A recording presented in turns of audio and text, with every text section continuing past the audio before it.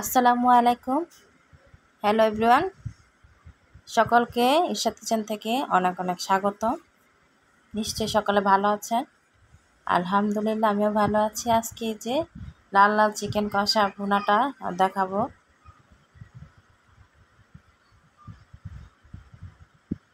Chicken কষাটা খুবই দারুণ হয়েছিল, মজার রেসিপি। তো ভাবলাম দেখুন ঝোলটা কিন্তু অনেকটাই ঘন আর খুবই ইয়ামি হয়েছিল। প্রথমেই আমি কিন্তু একটা কড়াইতে শুকনো মরিচ ভেজে তারপর কিন্তু পেঁয়াজগুলো দিলাম। পেঁয়াজের পরিমাণটা অবশ্যই একটু বেশি পরিমাণে দিতে হবে। আর এই যে এখানে কিন্তু আদা রসুনের পেস্ট দিয়ে দিলাম 2 চা চামচ পরিমাণ। এবার দিয়ে দেব হলুদের গুঁড়ো 2 চা চামচ পরিমাণ। এবারে কিন্তু আমি মরিচের গুঁড়ো দিয়ে দিচ্ছি 2 চা চামচ পরিমাণ। এবার ভালো করে নেড়ে চেড়ে মশলাটাকে হালকা একটু নেড়ে চেড়ে তারপর কিন্তু পানি দিয়ে কষিয়ে নেব। আর মেইন হলো এই মশলা কষানোটা। এবার লবণ দিয়ে দিলাম স্বাদ মতো। এবার নেড়ে চেড়ে ভালো করে কষিয়ে নিচ্ছি আর একটু।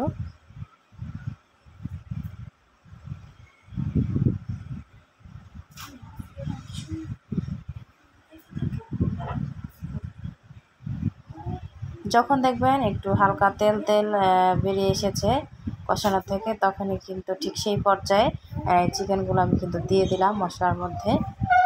এবার মশলার মধ্যে ভালো করে কিন্তু দেওয়ার পর কষিয়ে নেব সবগুলো চিকেন দেওয়ার পর। আপুরা যারা এখানে আমার চ্যানেলে নতুন এসেছেন তারা লাইক দিয়ে দেখতে থাকুন। যদি আপনাদের আমার ভিডিও দেখতে ভালো লেগে যায় তাহলে আমার চ্যানেলটাকে সাবস্ক্রাইব করে আমার চ্যানেলের পাশেই থেকে যেতে পারেন। তাহলে সাবস্ক্রাইব করলে সবার আগে চলে যাবে আপনার মোবাইলে নোটিফিকেশন। আর এই যে আমি কিন্তু নেড়ে চেড়ে দিচ্ছি চিকেনটাকে। আর আমার পুরনো প্রিয় ভালোবাসার আপুরা যারা আমার ভিডিওগুলি ভালোবেসে দেখেন তারাও একটি লাইক দিয়ে দেখতে থাকবেন।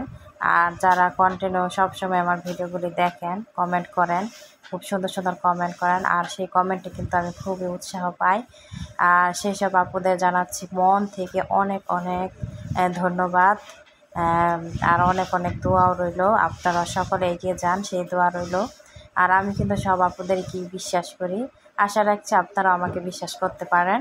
আর এই যে আমি কিন্তু ভালো করে এটাকে কিন্তু সুন্দর করে কষিয়ে নিচ্ছি।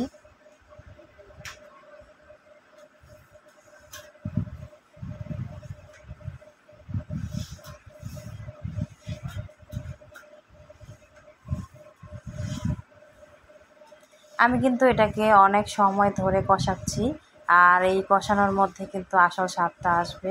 আমি সবসময় কিন্তু এই কথাটাই বলে থাকি। আর এই যে দেখুন আমি কিন্তু অনেকক্ষণ কষাতে তারপর পানিটা অ্যাড করব। এই যে এখন প্রায় আমি 20-25 মিনিট ধরে কষেছি। আর এখন এই যে পানিটা অ্যাড করলাম। আর পানির পরিমাণটা খুব বেশি দিবেন না, তাহলে কিন্তু কষার যে মুরগি কষানোর যে রান্নাটা সেটার স্বাদ আসবে না।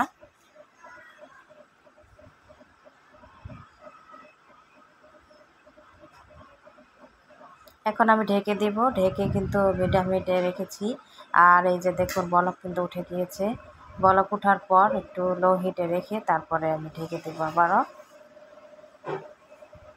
আর এর মধ্যে কিন্তু আমি দারচিনি, এলাচি, তেজপাতা দিয়েছি, সেটা আসলে ভিডিও করা হয়নি। আর এই যে এখানে কিন্তু জিরে গুঁড়াটাও অ্যাড করে দিলাম, আর গরম মশলার গুঁড়াও অ্যাড করে দিচ্ছি।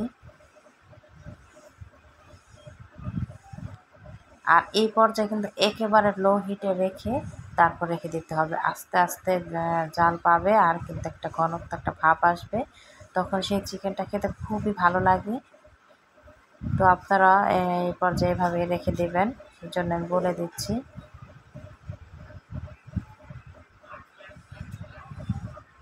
আর মাঝে মধ্যে একটু একটু করে কিন্তু নিচ দিয়ে নেড়ে দিতে হবে, না হলে কিন্তু লেগে গেলে ভালো লাগবে না।